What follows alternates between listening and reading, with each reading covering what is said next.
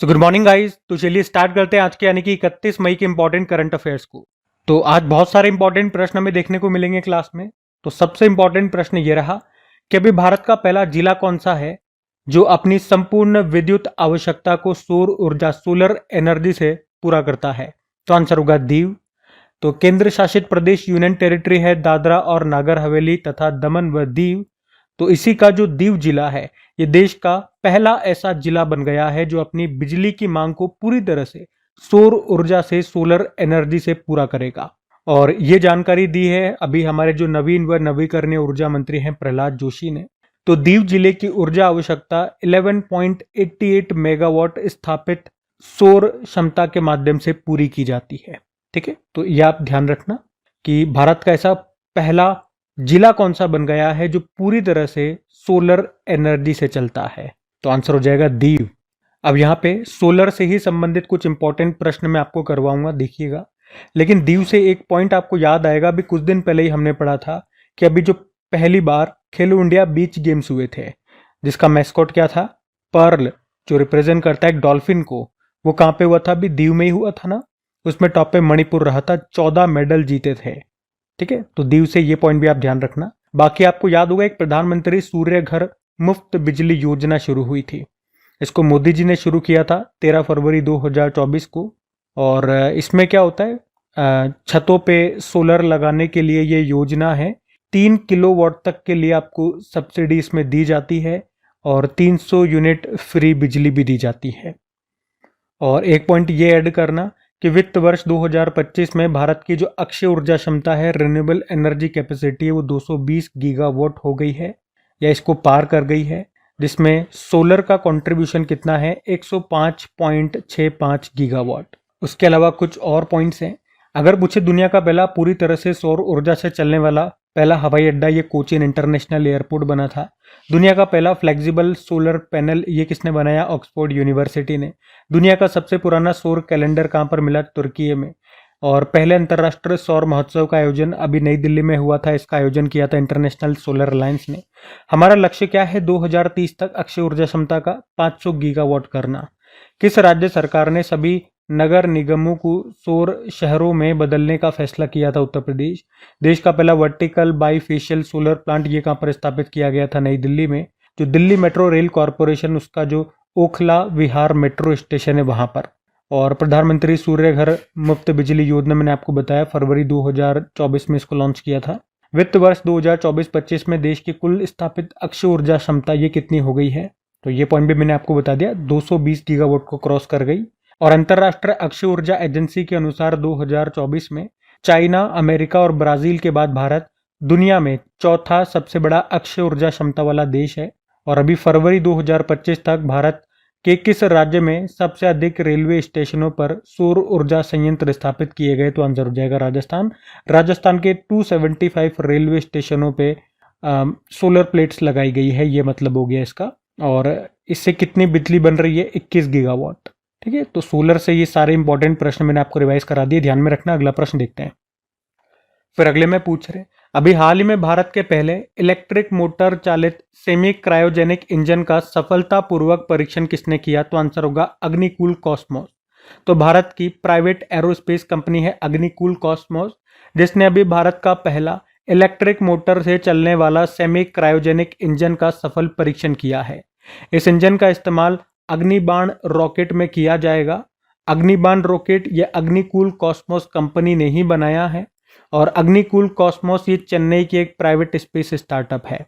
और ये अग्निबाण रॉकेट इसे छोटे उपग्रह, छोटे सैटेलाइट्स को ऑर्बिट में स्थापित करने के लिए डिजाइन किया गया है। अच्छा, यहाँ पे सेमी क्रायोजेनिक इंजन का क्या मतलब हो गया? तो ये इंजन कम तापमान पर लिक्विड ऑक्सीजन और केरोसिन जैसे पदार्थों का उपयोग करता है, जो रॉकेट को उड़ान भरने के लिए आवश्यक शक्ति प्रदान करते हैं। और हमारे इस केस में ये इंजन पारंपरिक टर्बो पंप या जनरेटर के बजाय इलेक्ट्रिक मोटर का उपयोग करके पंप चलाएगा। तभी तो हमने प्रश्न में कहा कि इलेक्ट्रिक मोटर चालित या इलेक्ट्रिक मोटर संचालित सेमी क्रायोजेनिक इंजन का भी सफल परीक्षण किया है। और इस तरह से ये भारत का पहला है। किसने किया? अग्निकूल कॉस्मोस कंपनी ने। अग्निकूल कॉस्मोस, इसकी स्थापना होती है 2017 में। इसका मुख्यालय आपको चेन्नई में मिलेगा और इसके फाउंडर हैं श्रीनाथ रविचंद्रन और मोहित कुमार। अच्छा, इसी तरह के कुछ और प्रश्न मैं आपके लिए लेकर के आया हूं, देखो जरा। अगर पूछे भारत का पहला हाइब्रिड रॉकेट ये कहां से लॉन्च किया गया था? तमिलनाडु के चेंगलपट्टू के पट्टीपुलम गांव से। भारत का पहला प्राइवेट रॉकेट लॉन्च किया था जिसका नाम है विक्रम एस। इसको किसने बनाया? स्काई रूट कंपनी ने। भारत का पहला प्राइवेट लॉन्च पैड किसने स्थापित किया? अग्निकुल कॉस्मोस कंपनी ने। कहां पर? श्रीहरिकोटा के सतीश धवन अंतरिक्ष केंद्र में, जो इसरो का परिसर है वहीं पर, इसरो के कैंपस में ही, अग्निकुल कॉस्मोस में ही। ये जो कंपनी अग्निकुल कॉस्मोस, इसने चेन्नई में भारत का पहला निजी रॉकेट इंजन कारखाना खोला है। भारत का पहला निजी तौर पर क्रायोजेनिक रॉकेट इंजन का परीक्षण किया, उसका नाम है धवन 1। दुनिया का पहला 3D printed space rocket engine Agnibaan भी अग्निकुल ने ही बनाया है। भारत का पहला निजी उपग्रह तारामंडल लॉन्च करने वाली पहली भारतीय अंतरिक्ष स्टार्टअप कंपनी बन गई है पिक्सेल।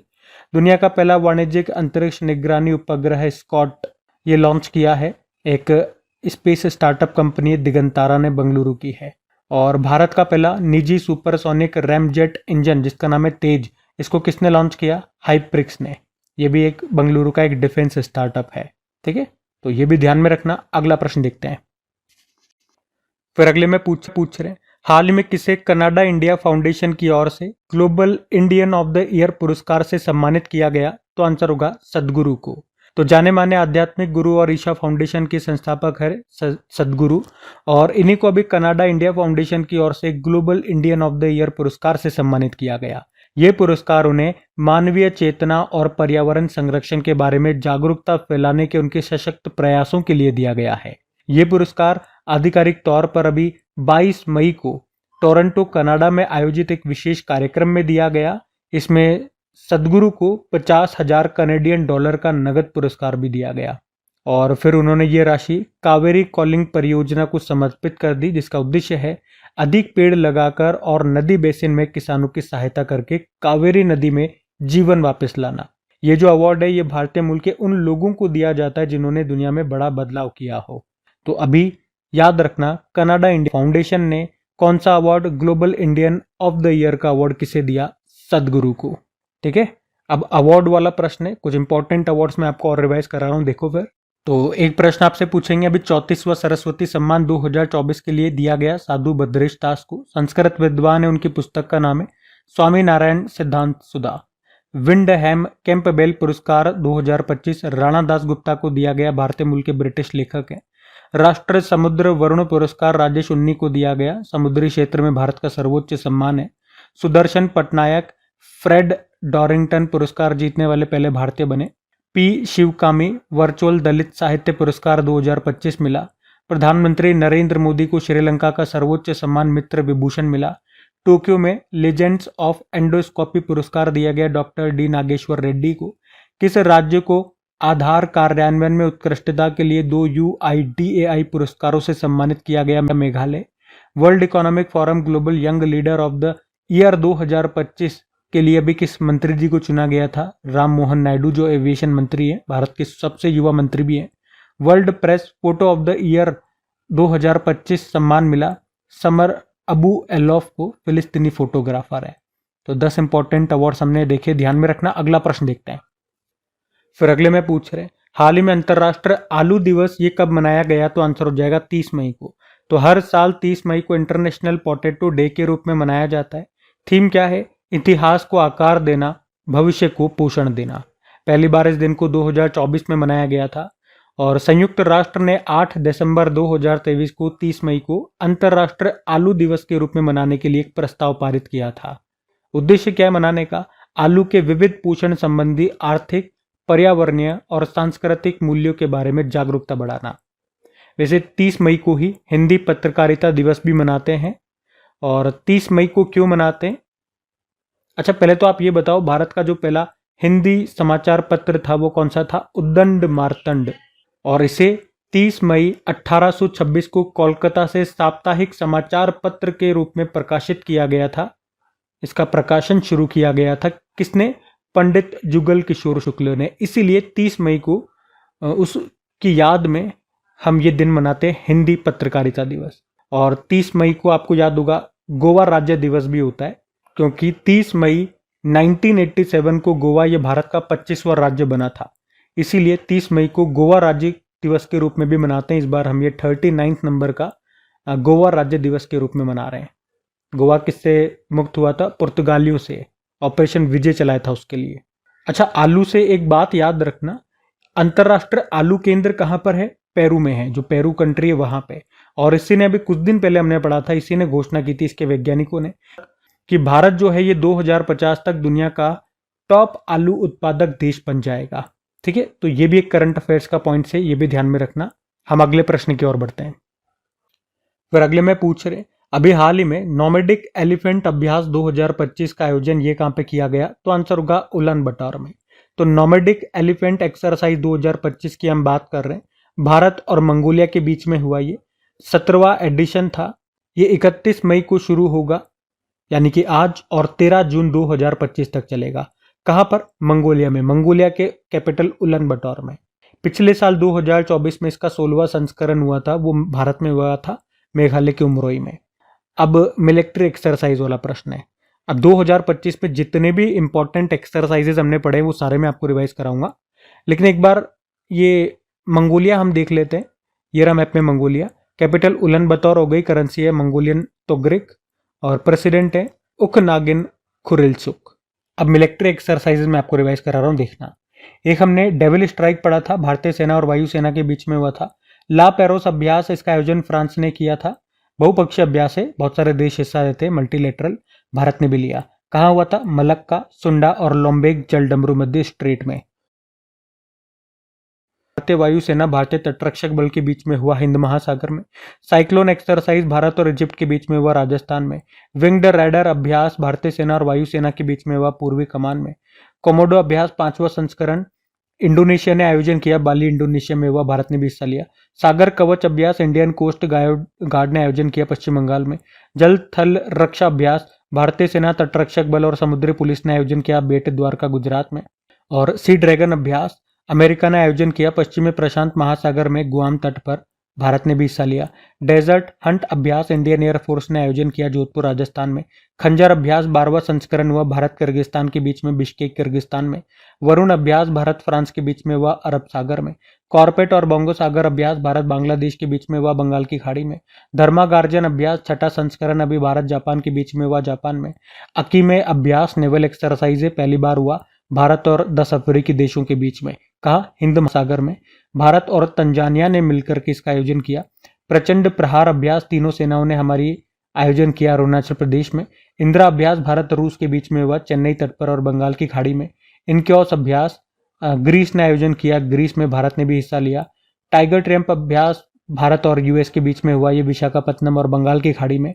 डस्टलिक अभ्यास 6ठा संस्करण हुआ, भारत उज्बेकिस्तान के बीच में, पुणे में। डेजर्ट फ्लैग अभ्यास 10वां संस्करण हुआ, यूएई ने आयोजन किया, यूएई में, भारत ने भी हिस्सा लिया। तलिस्मान साब्रे अभ्यास ऑस्ट्रेलिया ने इसका आयोजन किया, ऑस्ट्रेलिया और पपुआ न्यू गिनी में, भारत ने भी हिस्सा लिया। और एक मानवीय सहायता और आपदा राहत अभ्यास, ये एक तरह का नौसैन्य अभ्यास था, भारत मालदीव के बीच में हुआ। कहाँ? मालदीव में। तो 2025 के सारे इंपॉर्टेंट एक्सरसाइजेस थे, इनको ध्यान में रखना। अगला प्रश्न देखते हैं। फिर अगले में पूछ रहे, अभी हाल ही में प्रसिद्ध 7 शिखरों पर सफलतापूर्वक चढ़ाई करने वाले सबसे कम उम्र के भारतीय कौन बन गए? तो आंसर होगा विश्वनाथ कार्तिकेय। तो अभी हैदराबाद के मात्र 16 वर्षीय बालक हैं ये। क्या नाम है? विश्वनाथ कार्तिकेय पादकांती, ये इनका पूरा नाम है। और अभी इन्होंने इतिहास रच दिया। कैसे? 7 महाद्वीपों की जो सबसे ऊंची चोटियां हैं उन पर इन्होंने सफल चढ़ाई की है, और ऐसा करने वाले सबसे कम उम्र के वो भारतीय बन गए हैं। और पूरी दुनिया में देखोगे तो दुनिया के वो दूसरे सबसे कम उम्र के व्यक्ति बन गए हैं। अच्छा, इसी तरह से कुछ और इम्पोर्टेंट प्रश्न मैं आपको बताऊंगा, और 7 महाद्वीपों की जो 7 सबसे ऊंची चोटियां हैं वो भी एक बार देख लेते हैं। लेकिन एक तो ये याद रखना कि अभी भारत की पहली दृष्टिहीन महिला कौन बन गई हैं जिन्होंने माउंट एवरेस्ट पर अभी सफल चढ़ाई की थी? तो नाम है छोनजिन अंगमो। उसके अलावा माउंट एवरेस्ट पर चढ़ने वाली पहली सीआईएसएफ की अधिकारी बनी थी गीता सामोता। और माउंट एवरेस्ट पर चढ़ने वाली सबसे उम्र दराज महिला का नाम क्या है? ज्योति रात्रे है, 55 वर्ष आयु है। और तेगबीर सिंह की बात करेंगे तो 5 वर्ष इनकी उम्र है, मतलब जब ये इन्होंने कारनामा किया, कौन सा? माउंट किलिमंजारो को फतह करने वाले सबसे कम उम्र के एशियाई बने थे 5 वर्ष की आयु में। नीमा रिंजी शेरपा दुनिया की 8000 मीटर से ऊंची सभी 14 चोटियों पर चढ़ने वाली सबसे कम उम्र की व्यक्ति बन गई थी। ये नेपाल की हैं, 18 वर्ष की उम्र में इन्होंने ये कारनामा किया। पृथ्वी के 7 महाद्वीपों की 7 सबसे ऊंची चोटियों पर चढ़ने वाली दुनिया की सबसे कम उम्र की महिला बनी थी 17 वर्षीय काम्या कार्तिकेयन, मुंबई से हैं। ठीक है, तो ये सबसे कम उम्र की महिला की कैटेगरी में है ये। उसके अलावा एक प्रश्न हमने ये भी पढ़ा था कि 45 वर्ष की उम्र में 2 दिन के अंदर अंदर माउंट एवरेस्ट और माउंट लाहौत्से पर चढ़ाई पूरी करके London book of world record में किसने अपना नाम दर्ज कराया था? राकेश कादियान ने, हरियाणा से हैं। और अभी न्यूजीलैंड के माउंट तारानाकी पर्वत को एक कानूनी व्यक्ति के रूप में भी मान्यता दी गई थी, ये भी याद रखना। बाकी ये तो आप जानते ही हो, माउंट एवरेस्ट को फतेह करने वाली पहली भारतीय महिला बछेंद्री पाल है और माउंट एवरेस्ट को फतेह करने वाली पहली दिव्यांग भारतीय महिला अरुणिमा सिन्हा है। बाकी 7 महाद्वीपों की 7 सबसे ऊंची चोटियों के बारे में देखते हैं। अफ्रीका महाद्वीप की है माउंट किलिमंजारो जो कि तंजानिया देश में है। यूरोप की है mount Elbrus. North America continent की है माउंट डेनाली या माउंट मैकिनले बोल दो। साउथ अमेरिका के माउंट एकांगुआ। एशिया का माउंट एवरेस्ट। अंटार्कटिका का माउंट विंसन मैसिफ और ऑस्ट्रेलिया का माउंट कोजियस्को। ठीक है, तो ये सब ध्यान में रखना। अगला प्रश्न देखते हैं।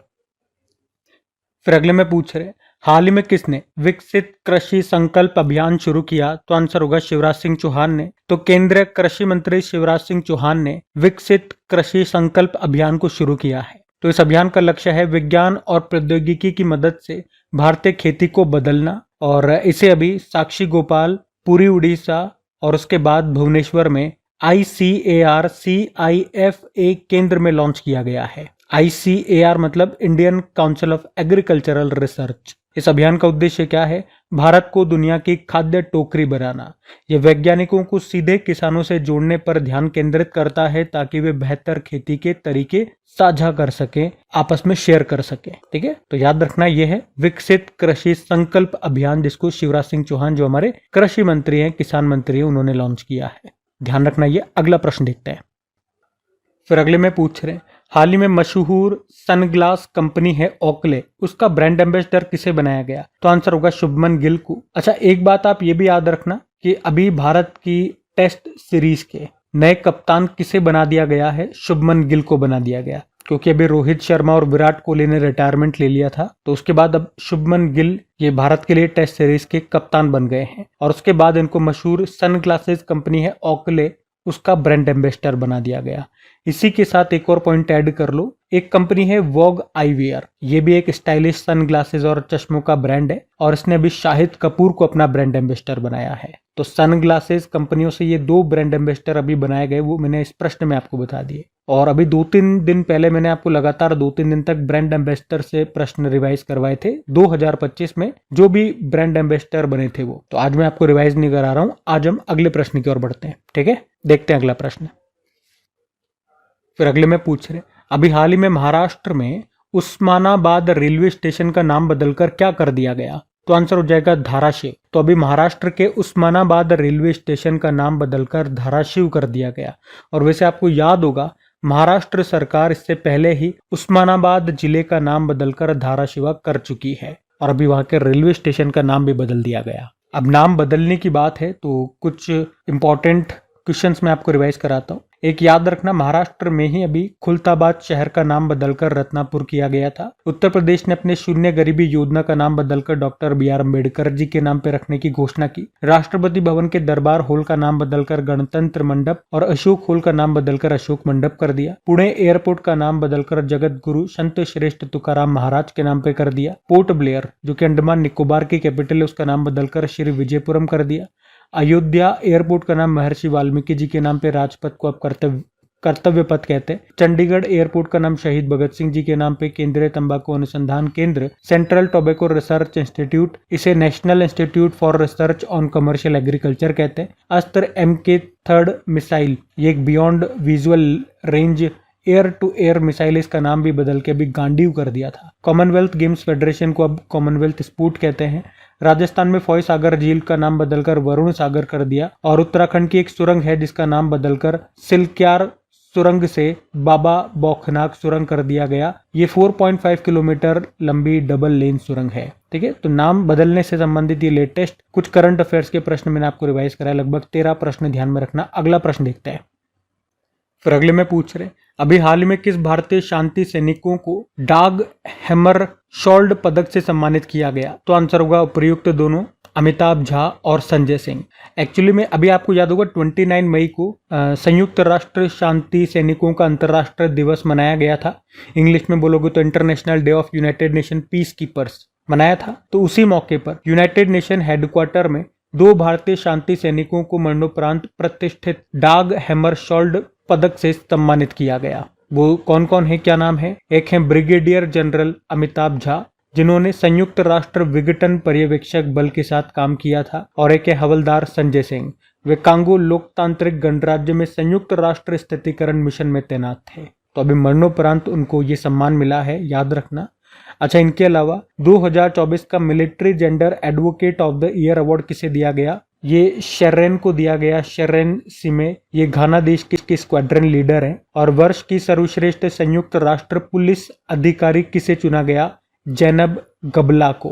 सियरा लियोन के अधीक्षक हैं ये नाम भी मुझे लगा साथ के साथ आपको बता दूं, लेकिन जो भारतीय नाम है वो हमारे लिए ज्यादा इंपॉर्टेंट है। ठीक है, तो ये ध्यान रखना।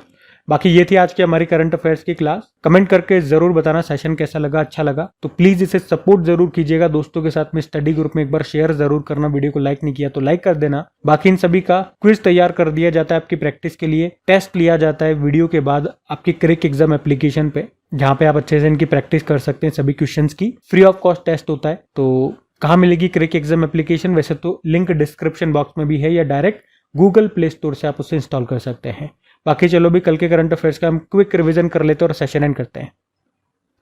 तो कल पहला प्रश्न पूछा था, राष्ट्रीय रेलवे नेटवर्क से जुड़ने वाली चौथी पूर्वोत्तर राजधानी ये कौन सी बन गई है? आइजोल, मिजोरम की कैपिटल है। फिर पूछा, संयुक्त राष्ट्र शांति सैनिकों का अंतर्राष्ट्रीय दिवस मनाया गया 29 मई को। फिर पूछा, अमेरिकन म्यूजिक अवार्ड पाने वाली भारतीय मूल की पहली संगीतकार बन गई है राजा कुमारी। भारत सरकार के द्वारा स्वदेशी 5वीं पीढ़ी के लड़ाकू विमान के विकास के लिए किस परियोजना को मंजूरी दी गई? Advance medium combat aircraft. और अंतरिक्ष औद्योगिक नीति को मंजूरी देने वाला तीसरा राज्य बन गया है तमिलनाडु। फिर पूछा कि अभी 2025 में भारत की चौथी यूनिकॉर्न कंपनी बन गई है रूल्स।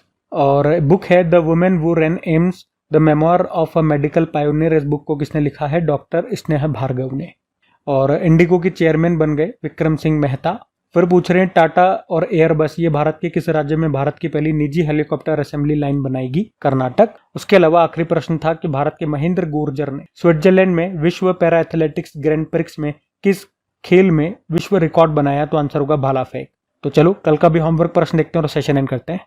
तो कल के वीडियो में आपसे पूछा था सूरज कुंड मेले का आयोजन ये कहाँ पे किया जाता है? तो आंसर हो जाएगा हरियाणा में। आप सभी ने प्रश्न का बिल्कुल सही उत्तर दिया। अब ये आज का आपका होमवर्क प्रश्न।